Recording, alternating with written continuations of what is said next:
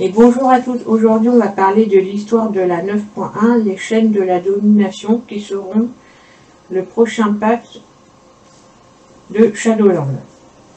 Alors on va parler déjà de la situation de départ. Donc ce que l'on sait, c'est que le geôlier est un des problèmes majeurs rencontrés dans les zones de l'ombre terre. Ces problèmes sont à peu près résolus, mais les congrégations commencent à voir la crise qui se profile, alors que le geôlier semble essayer de s'échapper de l'ombre.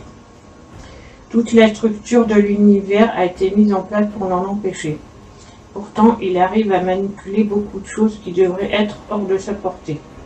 Les événements de la 9.1 sont un grand pas dans la mauvaise direction. Nous ne pouvons pas imaginer l'envergure des plans du geôlier, mais les congrégations se rassemblent désormais et se lancent à l'assaut de l'ombre. Pendant la 9.1, on aperçoit une fumée noire à Oribos qui émane de l'ombre. À Oribos, nous avons une réunion entre les émissaires de l'arbitre et les représentants des congrégations où on nous raconte ce qui s'est passé. On apprend également que Sylvarden est attaqué par les forces de l'antre menées par Sylvanas pour s'emparer du cachet de la Reine de l'Hiver. Tous, Sylvarden se défend contre l'assaut avec des systèmes de leurre pour duper Sylvanas. Durant le combat contre Sylvanas, nous sommes sauvés in extremis, mais celle-ci s'échappe et s'en va s'en prendre aux graines sauvages. Nous mettons donc les graines sauvages à l'abri tout en combattant les forces entre-liges. Dans une cinématique, Tyrande intervient et Ysera prend soin d'elle car Tyrande a tout donné lors de ce combat.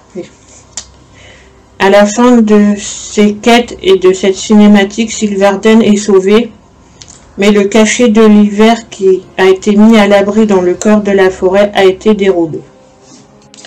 Durant la 9.1, on découvre également la zone de Kortia. Kortia est décrite comme une magnifique ville aux nombreux trésors dont l'emplacement exact est connu des seuls fondateurs.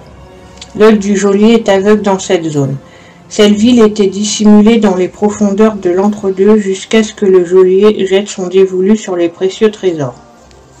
On s'y rend pour apprendre également plus sur la nature de l'ombre terre, comment elle fonctionne et comment elle est censée fonctionner.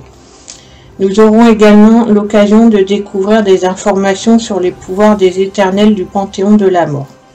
Le primat notamment était un maître dans l'art d'insuffler des runes de magie, et nous en apprendrons plus sur ce qui a été fait à Zovaal pour faire de lui le geôlier. Cette zone fut créée par les fondateurs. Les fondateurs étaient des entités mystérieuses et très puissantes qui ont conçu la structure de l'univers.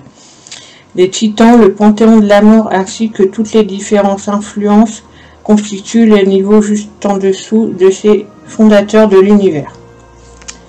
Suite aux quêtes d'introduction de Kortia, on débloque une nouvelle zone dans l'antre où on affronte des Maldraxi et où on retrouve Elia et des Valkyres corrompus.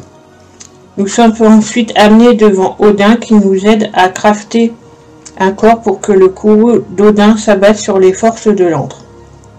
On invoque également l'œil d'Odin et on le bat jusqu'à ce qu'il batte en retraite dans le prochain raid du patch.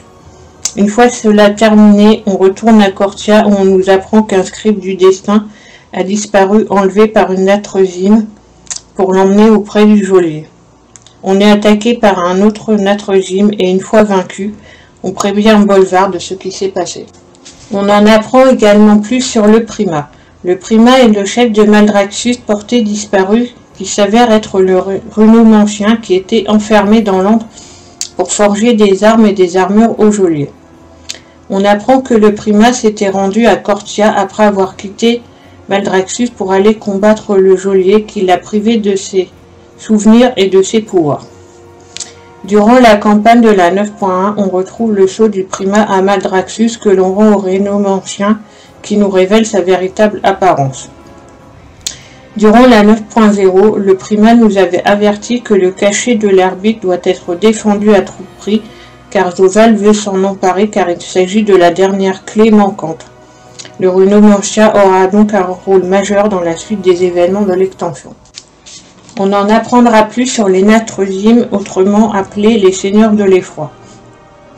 On apprend dans une cinématique de la 9.1 la libération de Denatrius et que celui-ci eh bien, le maître est le créateur des Natrezim qui sont originaires du plan de la mort. Les Natrezim ont pour but de prendre le pouvoir contre toutes les autres forces cosmiques et que certains servaient d'espions notamment contre la Légion ardente en absorbant de l'énergie gangrenée.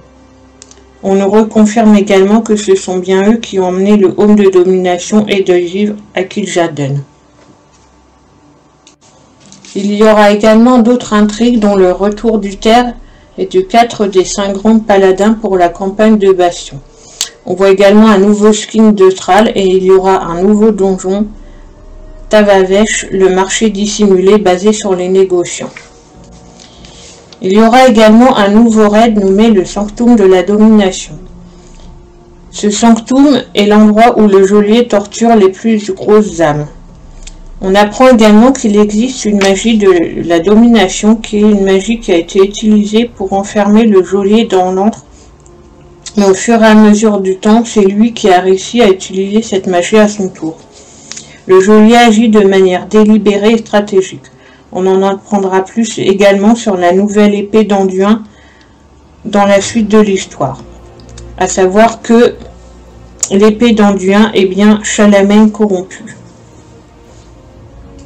Ce nouveau raid comportera 9 boss, dont le Nafremin, l'œil du geôlier, les 9 Vaidkers de Sylvanas, le vestige de Ner'zhul, les Tripperdam, Kel'Thuzad et Sylvanas Coursevent. Pendant le combat contre Kel'Thuzad, on apprend que celui-ci s'échappait à la fin de la campagne de Maldraxxus et de Ravenred.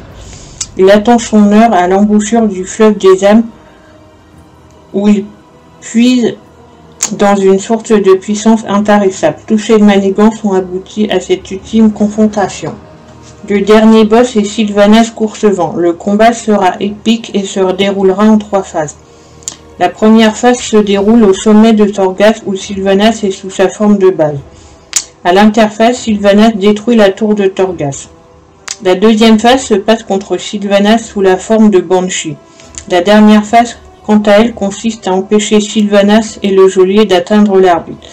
Le ciel changera à la fin de ce combat et la cinématique aura des conséquences pour la suite de l'extension.